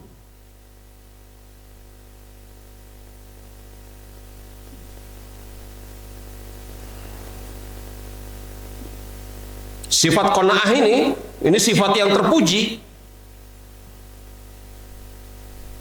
Lawan dari sifat qanaah ini, kembali kepada sifat qanaah. Sifat qanaah ini sifat yang terpuji. Yang dari sifat qanaah ini akan membawa kepada sifat-sifat terpuji yang lain. Contohnya afaf. Afaf ini adalah menjaga kemuliaan dan harga diri. Menjaga kemuliaan dan harga diri.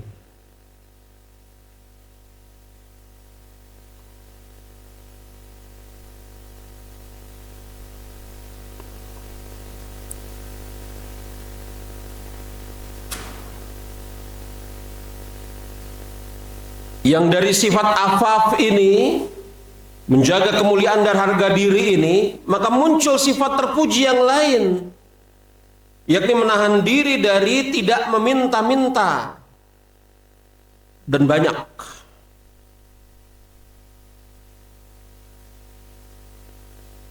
Banyak hal yang kemudian muncul efek-efek yang baik dari sifat qanaah.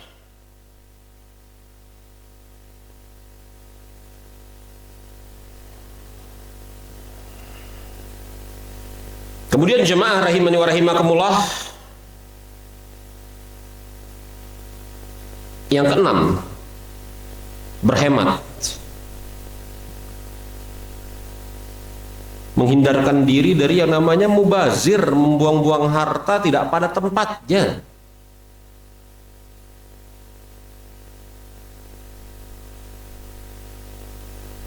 Yakni berhemat, menghindarkan diri dari sifat mubazir, membuang-buang harta tidak pada tempatnya. Ini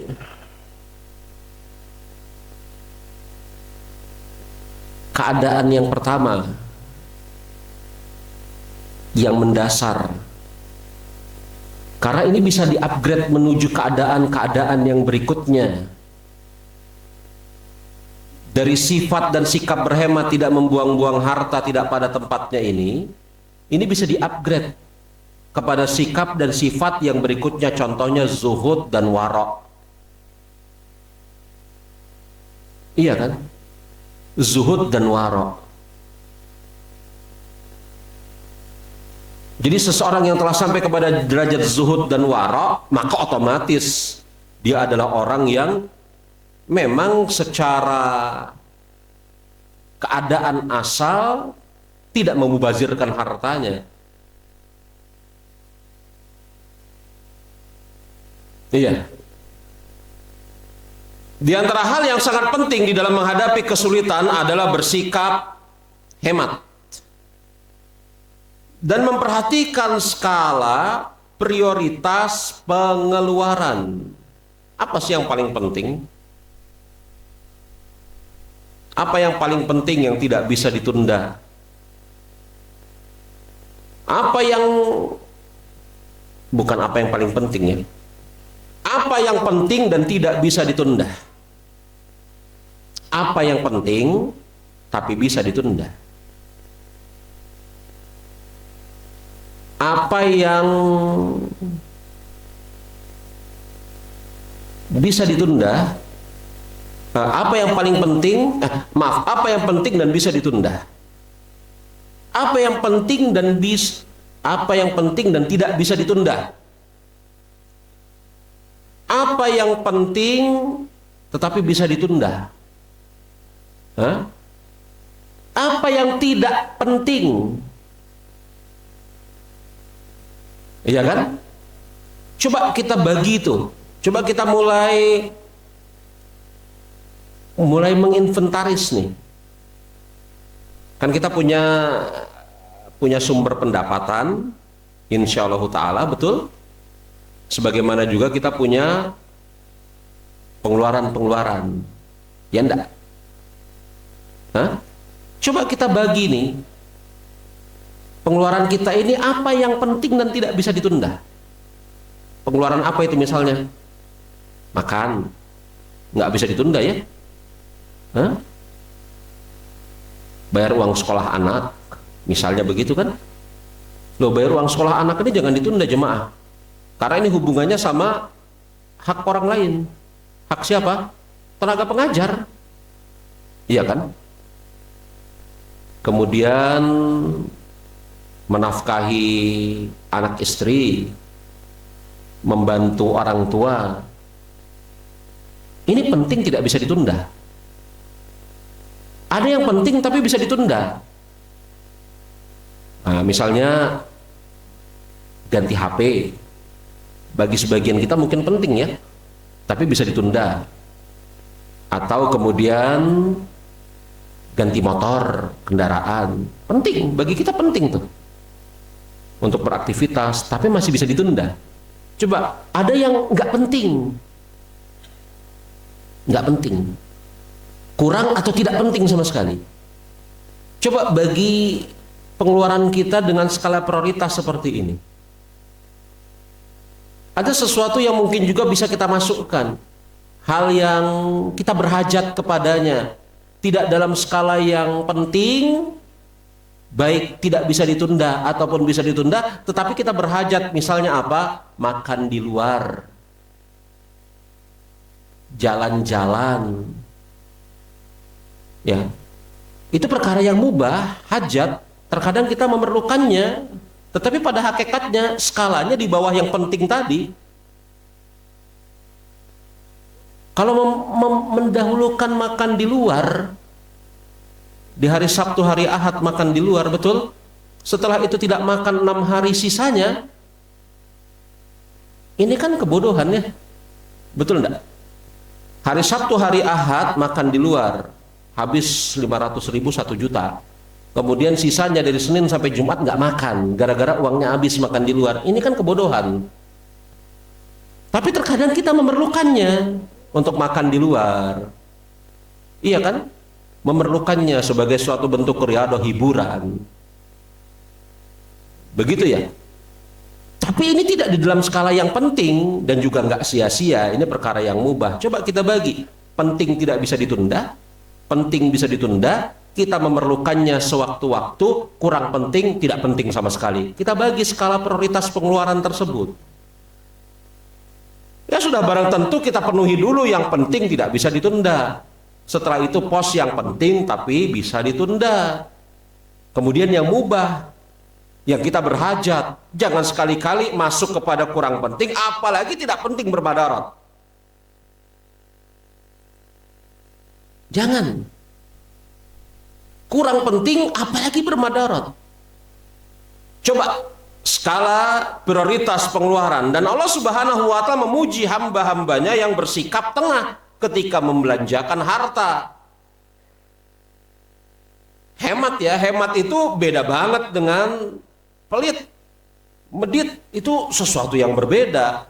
Hemat itu memperhatikan skala prioritas, tidak memubazirkan harta. Itu beda dengan pelit, medit.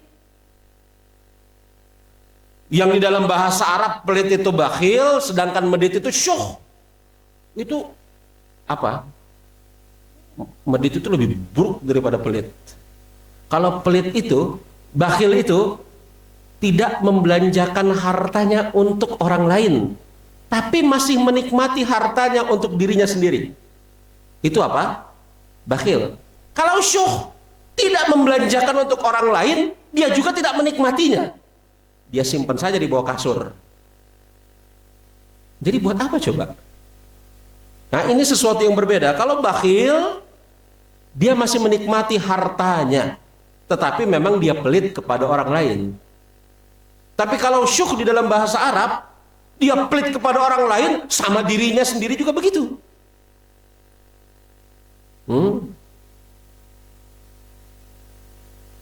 Jadi lebih parah ini yang namanya syuh dibanding apa? Bakhil. Jadi berbeda urusannya. Yang diperintahkan kita itu berhemat. Bahkan Nabi kita, Nabi Muhammad alaihi salatu wasallam, berlindung dari sifat bakhil. Mencela orang-orang yang memiliki sifat bakhil, apalagi syuh. Yang diperintahkan hemat. Allah Subhanahu wa Ta'ala berfirman, "Walazina iza anfaqu lam yusrifu wa lam yaqturu wa kana baina zalika qawama." Adapun orang-orang tersebut apabila mereka membelanjakan hartanya tidak berlebih-lebihan sesuai dengan kadar prioritas yang telah disebutkan tadi, dan juga tidak pula kikir, dan mereka membelanjakan harta tersebut tengah-tengah di antara keadaan yang seperti itu.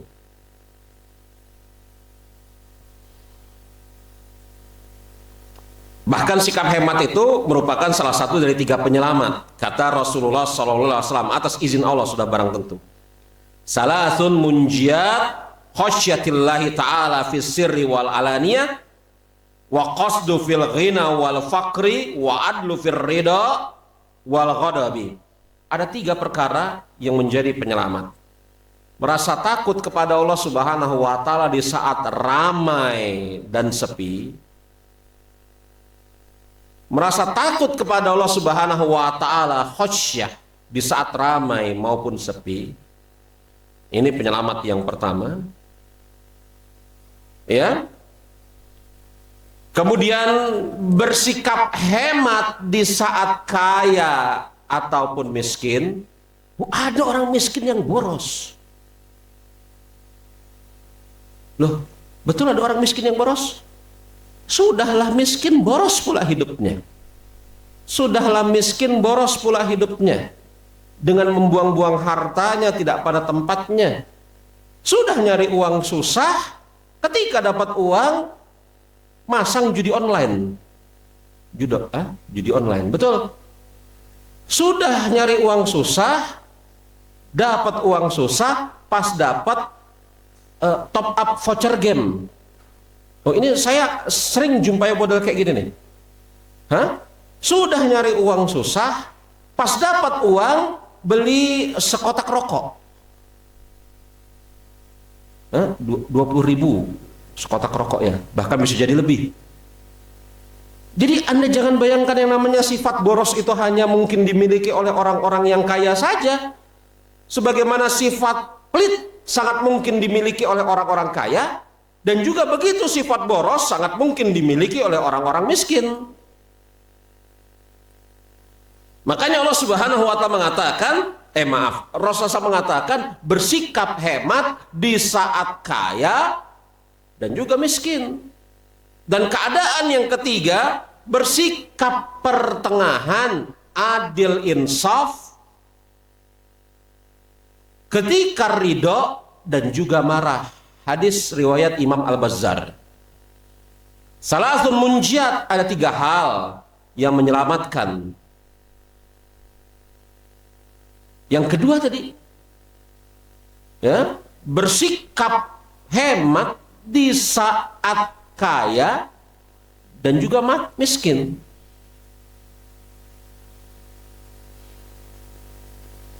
Nah, coba nih, ya, kita mulai bersikap hemat. Tentukan skala prioritas. Mana yang penting tidak bisa ditunda? Mana yang penting bisa ditunda? Mana yang kita berhajat melakukannya sesekali, tetapi kalau tidak dikerjakan juga nggak apa-apa. Itu pos yang ketiga. Mana yang kurang penting dan mana yang sangat tidak penting. Coba kita bagi pos pengeluaran kita berdasarkan skala prioritas seperti itu. Yang ketujuh, meyakini adanya hikmah di balik kesempitan dan kesulitan. Meyakini adanya hikmah di balik kesempitan dan kesulitan. Pasti ada hikmahnya. Mustahil Allah Subhanahu wa Ta'ala yang memiliki sifat Hakim, Al-Hakim, Allah Subhanahu wa Ta'ala memiliki sifat Al-Hakim, yang maha hikmah perbuatannya, sifatnya. Mustahil Allah Subhanahu wa Ta'ala memiliki sifat Al-Alim, Al-Hakim. Ketika kemudian menakdirkan sesuatu kosong dari hikmah, mustahil. Pasti ada hikmahnya. Baik hikmah itu terkait langsung atau dibaliknya. Ada hikmah yang terkait langsung dengan perbuatan tersebut, ada hikmah di balik perbuatan tersebut. Contoh, apa hikmahnya Allah Subhanahu wa Ta'ala menciptakan laler? Laler kan, kalau laler mungkin kurang ekstrim ya contohnya ya. Apa hikmahnya Allah Subhanahu wa Ta'ala menciptakan syaitan? Apa faedahnya? Faedahnya tidak terkait langsung dengan itu, tetapi di balik penciptaan setan, maka di sana ada orang-orang yang berdakwah, di sana ada para nabi dan rasul, di sana ada ketaatan. Kan begitu? Itu di baliknya. Makanya Syekh Utsaimin ketika menjelaskan tentang hikmah Allah, ada hikmah yang langsung, ada hikmah yang di balik tersebut. Ya.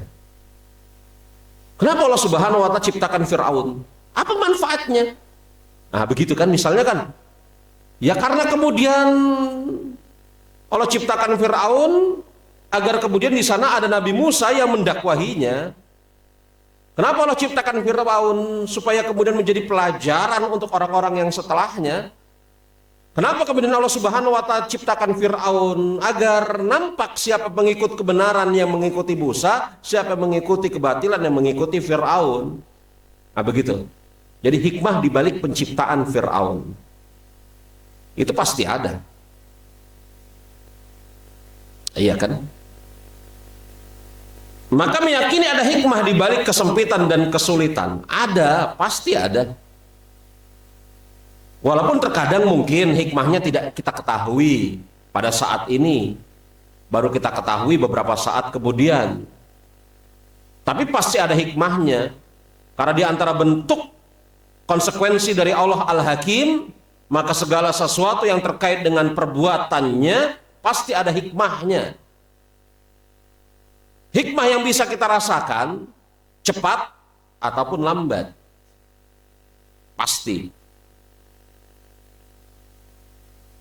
Lagian jemaah rahimani wa rahimakumullah, ketika kemudian kita cermati firman Allah Subhanahu wa taala dalam surat Al-Nashrah ayat yang kelima sampai dengan ayat yang keenam, ini sebagai penutup taklim kita di kesempatan hari ini juga, untuk menunjukkan sesuatu yang sungguh sangat luar biasa terkait dengan ayat ini. Sebagaimana digambarkan oleh para ulama semisal Syekh Abdurrahman bin Nasir As-Sa'di rahimahullahu taala dalam tafsir beliau ketika menjelaskan ayat ini. Allah Subhanahu wa taala berfirman dalam surat Al-Nashrah ayat yang kelima sampai dengan ayat yang keenam. Fa inna ma'al usri yusra. Inna ma'al usri yusra. Yang kalau kemudian kita lihat terjemahan Al-Quran, biasanya diterjemahkan karena sesungguhnya setelah kesulitan itu ada kemudahan. Sesungguhnya setelah kesulitan itu ada kemudahan. Sepertinya begitu ya terjemahan Al-Quran yang ada. Sesungguhnya setelah kesulitan itu ada kemudahan. Sesungguhnya setelah kesulitan itu ada kemudahan. Padahal lafadznya ma'a bukan summa. Kalau ma'a itu diartikan bersama dengan. Makanya Syekh Abdurrahman bin Nasir As-Sa'di rahimahullahu ta'ala beliau mengatakan di dalam tafsirnya, bersama kesulitan ada kemudahan. Maka kemudahan itu tidak datang setelah kesulitan. Allah Subhanahu wa taala turunkan sepaket.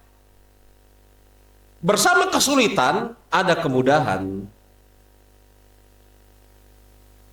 Bukan setelah kesulitan baru muncul kemudahan, sepaket kok. Bukan fa inna summa usri yusra, enggak, ma'a. Dan kemudian timbul suatu pertanyaan yang kedua, ini kenapa diulangi dua kali, ayat kelima, ayat yang keenam? Apakah ini bentuk pengulangan semata-mata, lit takkid, atau kemudian ini bukan semata-mata bentuk pengulangan, tetapi memberikan makna yang baru, li taksis. Jadi di dalam pembicaraan bahasa Arab, khususnya di dalam membicarakan tentang ulumul Quran, para ulama mengatakan, ini ucapan ini sebenarnya ucapan di dalam pembahasan bahasa Arab, tetapi juga dipergunakan di dalam ilmu-ilmu yang lain, contohnya ulumul Quran. Mereka mengatakan al-aslul fil kalam at-ta'sis laisa bitakrir wala taukid. Asal dari ucapan yang berulang itu untuk membentuk makna yang baru, bukan semata-mata diulang, apalagi hanya semata-mata penguat. Ini kaidah bahasa Arab. Asal dari ucapan Allah dan Rasulnya ketika terjadi pengulangan itu litaksis, untuk membentuk makna yang baru, bukan semata-mata takrir, mengulang, atau semata-mata taukid, menguatkan, enggak. Tetapi untuk membentuk makna yang baru. Maka ma'al usri yusra yang pertama bukan ma'al usri yusra yang kedua. Karena apa? Litaksis laisa bitaukid wala takrir. Al-aslu. asalnya. Bisa diikutin? Asalnya litaksis, laisa bitakrir wala taukid. Untuk membentuk makna yang baru, bukan semata-mata mengulang atau semata-mata menguatkan. Maka fa inna ma'al usri yusra yang pertama, bukan innal ma'al usri yusra yang kedua, bukan. Jadi ayat yang kelima dengan ayat yang keenam ini membawa makna yang baru, bukan membawa hanya semata-mata pengulangan atau penguatan. Ini kata Syekh Abdurrahman bin Nasr As-Sa'di. Lalu lanjut nih, ya, yakni apa? Pembahasannya lanjut. Tadi sudah ma'asumma, kita farak, kita bedakan itu ya, ma'asumma. Ayat ini ma'a, bukan summa. Ini yang pertama. Yang kedua, taksis, laisa taukid wala takrir. Ini yang kedua. Lalu kalau kemudian maknanya taksis, bukan taukid, apalagi takrir, maka maknanya apa? Membentuk makna barunya ditinjau dari mana? Begitu kan? Membentuk makna barunya ditinjau dari mana? Kan lafadznya sama. Nah, di sana ada kaidah bahasa Arab juga yang terkenal di sisi para ulama ahli nahu, bahwasanya berulangnya isim ma'rifat itu menunjukkan sesuatu yang satu. Berulangnya isim ma'rifat itu menunjukkan sesuatu yang satu. Sedangkan berulangnya isim nakirah itu menunjukkan sesuatu yang berbeda. Ini kaidah dalam ilmu nahwu. Berbilangnya atau berulangnya isim ma'rifat itu menunjukkan sesuatu yang satu, sesuatu yang sama. Sedangkan berbilangnya isim nakirah itu menunjukkan sesuatu yang berbeda, bukan sesuatu yang satu. Bisa dipahami? Bisa dipahami? Tayyib. Kalau bisa dipahami, kita lihat. Kesulitan yang ada di dalam ayat ini, al-usr dengan alif lam. Ma'rifat nakirah, ma'rifat, ada alif lamnya. Ayat kelima,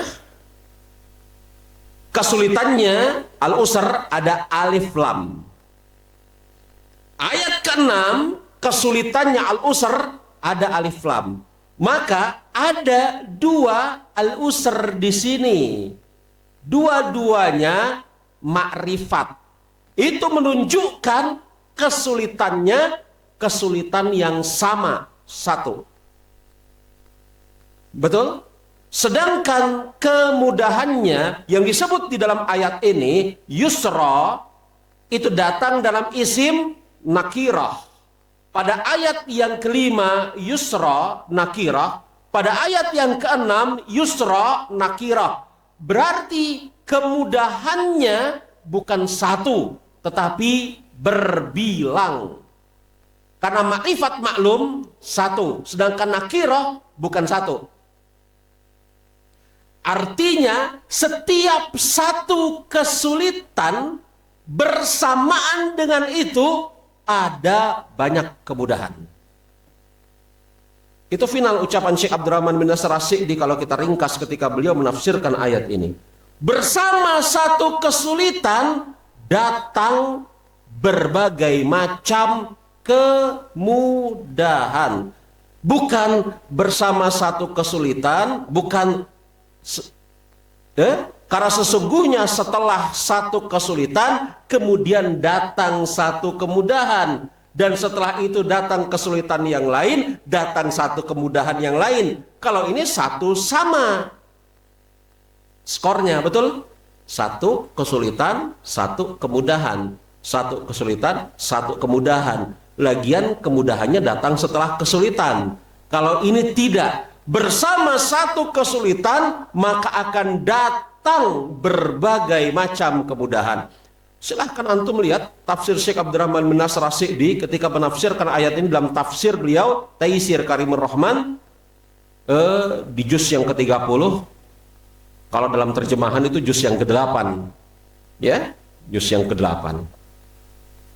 Maka ini pasti ada hikmah di balik kesulitan dan pasti ada hikmah di balik kesulitan dan kesempitan, pasti.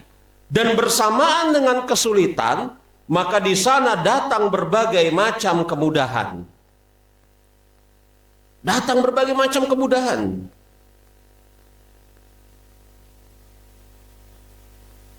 Dan saya punya tulisan, kalau Anda lihat, Anda yang punya format PDF tulisan saya punya tulisan yang saya tulis beberapa tahun yang lampau. Judulnya Alhamdulillah Saya Tertimpa Musibah. Anda bisa lihat itu kalau dalam format PDF ada apa namanya? Footnote yang ke-24, betul? Ada nggak? Dibagiin nggak? Hah? Ya. Nah itu format. Oh, belum dapat ya? Makalah yang kita bahas belum ada. Oh, nanti minta sama adminnya ya. Nah bagi yang ada itu apa namanya? Footnote yang ke-24, saya memiliki tulisan berjudul ini. Udah gitu ada tautan unduhnya. Itu kalau antum klik tautan unduhnya, maka otomatis akan terunduh kepada makalah yang itu. Sebagaimana juga ada di halaman yang misalnya saya memiliki tulisan dengan judul Memenuhi Hati dengan Kecukupan. Ini makna qanaah yang bisa diunduh pada tautan berikut ini. Tinggal antum klik, nanti dia otomatis terunduh kepada tulisan yang saya maksudkan tersebut. Begitu ya, otomatis terunduh kepada tulisan-tulisan seperti itu. Dan ini formatnya PDF, sengaja saya pilih formatnya PDF bukan Word ataupun yang semisalnya. Maka antum harus install PDF reader di dalam gadget. Kenapa saya pilih PDF? Karena supaya solid. Kalau Word kadang-kadang font Arabiknya ujungnya jadi kotak-kotak gitu. Kotak-kotak, patah-patah. Atau kemudian font Arabiknya yang harusnya dari kanan ke kiri tiba-tiba berubah dari kiri ke kanan, gitu kan? Pada sebagian gadget tidak bisa membaca dari kanan ke kiri, tetapi dari kiri ke kanan hingga menjadi aneh. Nah, kalau PDF kan dia menjadi solid, tidak berubah. Ya, Allahu a'lam bishawab. Ini yang kita bahas pada kesempatan hari ini, jemaah rahimani wa rahimakumullah. Mungkin ada 1-2 buah pertanyaan yang hendak antum tanyakan, saya persilahkan. Iya.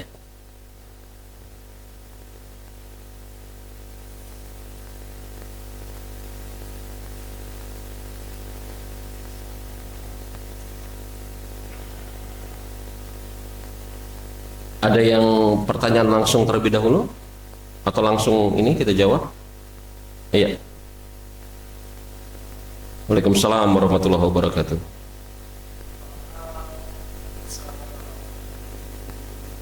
Bersabar apa?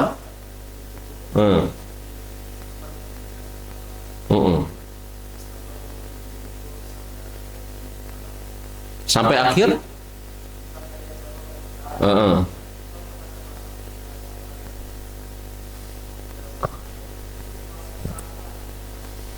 Iya, bersabar di dalam menunggu jodoh. Kan sebenarnya begini jemaah rahimani wa rahimakumullah. Memang kita meyakini pasangan jodoh merupakan bagian dari qada dan qadar, ketetapan dari Allah Subhanahu wa taala. Tetapi jangan Anda bayangkan bahwasanya seseorang yang beriman kepada qada dan qadar bersamaan dengan itu dia menghilangkan atau meniadakan ikhtiar. Qada dan qadar diimani, berikhtiar sesuai dengan syar'i pun harus dijalani. Itulah bentuk bermuamalah dengan baik terhadap qada dan qadar.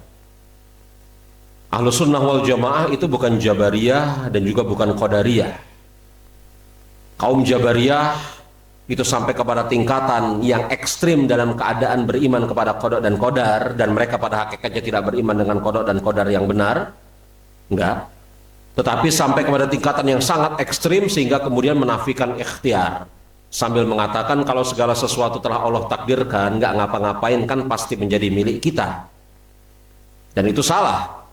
Sebagaimana Qadariyah mengatakan, oh enggak, segala sesuatu itu tidak ada hubungannya dengan kekuasaan, qada dan qadar Allah. Manusia punya free will, kehendak bebas. Dua firqah ini, Jabariyah di satu sisi, Qadariyah di sisi yang lain berseberangan. Ini dua firqah yang sesat di dalam memahami qada dan qadar Allah. Yang pertengahan Ahlussunnah, beriman kepada qada dan qadar, tetapi kemudian juga meyakini dan mengetahui bahwasanya segala sesuatu ada hubungan sebab dan akibat, dan manusia berikhtiar sebagaimana yang diperintahkan, disyariatkan oleh Allah Subhanahu wa Ta'ala maupun Rasulnya. Jodoh merupakan takdir rahasia Allah, betul. Tetapi kemudian juga manusia diperintahkan untuk berikhtiar mencari jodoh. Bukankah Rasul mengatakan kepada anak muda, ketika anak muda itu berkumpul, ya mungkin di situ ada Abdullah bin Umar, Abdullah bin Abbas, Abdullah bin Amr bin As, anak-anak muda dari kalangan sahabat. Rasul mengatakan kepada anak-anak muda ini sambil mengatakan, ya masyarul syabab, man istata'a minkum ba'ah falyatazawwaj. Para pemuda, siapa di antara kalian yang telah mampu untuk menikah, maka menikahlah. Kan begitu? Rasul katakan itu. Ketika ada para pemuda ngumpul, dan Rasul keluar melihat para pemuda ini ngumpul, Rasul mengatakan, ya masyarul syabab, man istata'a minkum ba'ah falyatazawwaj. Menikahlah kalian, para pemuda ini. Begitu. Jadi Rasulullah SAW perintahkan untuk menikah bagi yang sudah memiliki kriteria ba'ah. Kriteria ba'ahnya nanti kita singkirkan dulu, bukan ini pembicaraan kita. Artinya kita beriman kepada qada dan qadar. Jodoh di tangan Allah, Allah telah tetapkan, tetapi bukan berarti diam, bengong, nggak berusaha. Rasul perintahkan para pemuda untuk menikah. Dan bersamaan dengan itu, Rasul katakan kepada para pemuda ini secara khusus dan kaum muslimin secara umum, beliau mengatakan misalnya kriterianya, yakni apa? Tunkil maral ya arba'atin. Perempuan itu dinikahi dengan sebab 4 perkara, jamaliha wa nasabiha wa maliha. Cantiknya, hartanya, atau kedudukannya. Dan Rasul mengatakan yang akhir walidiniha fazbar bizatiddin taribat yadak. Dan karena agamanya maka hendaklah kalian menikah dengan seorang perempuan yang beragama, kalau tidak tangan kalian belepotan lumpur. Artinya kalian akan mengalami kesulitan-kesulitan, kerepotan-kerepotan di dalam kehidupan kalian. Jadi Rasul berikan kriterianya.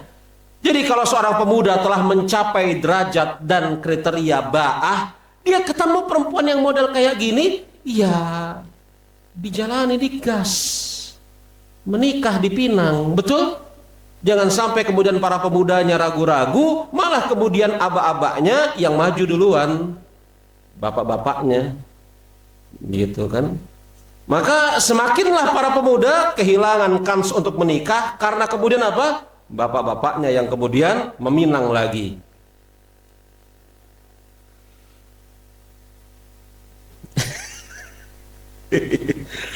Allah, ya kan? Ya karena pemudanya diam-diam aja.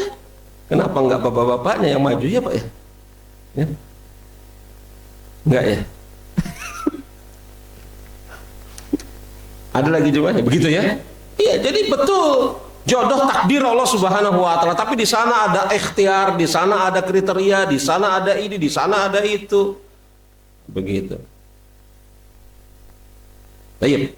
Ada lagi jemaah? Ada pertanyaan? Datang dalam bentuk tulisan. Bagaimana minta pertolongan kepada Allah dalam hal hawa nafsu anak muda yang sekarang sangat memprihatinkan seperti pacaran, suka bepergian dan lain-lain. Ini pertanyaan muncul dari sosok yang sama atau karena orang yang sama atau gimana? Karena orang yang sama ya? Betul ya? Ini pertanyaannya bukan dari antum.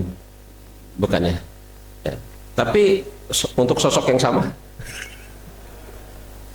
Tidak, kita tidak buka pintu suuzon ya. Tapi kok kayaknya relate ya pertanyaannya ya. Ya itulah efek karena nggak segera menikah dalam keadaan sudah sanggup. Akhirnya apa? Ya ini pacaran. Iya kan? Tidak segera menikah padahal sudah sanggup. Keinginan untuk melampiaskan syahwat dan mengenal lawan jenis sudah sampai kepada titik yang berhajat padanya, tetapi tidak menjalani proses yang syar'i. Nah ini malah pacaran, jalan dua-duaan. Valentinan kemarin, betul ya? Valentin ya? Iya. Saya ngelihat itu, ini apa gitu ya. Oh iya 14 Februari begitu ya. Coba ini lihat. Hah? Maka ini efek dari kemudian apa? Tidak menjalani syariat. Karena syariat itu diantara fungsinya adalah untuk mengendalikan hawa nafsu dan mengarahkan hawa nafsu tersebut berada di atas ketaatan koridor syariat Allah Subhanahu wa Ta'ala. Siapa yang kemudian tidak mengikuti syariat, maka sudah barang tentu dia akan terjebak kepada hawa nafsu.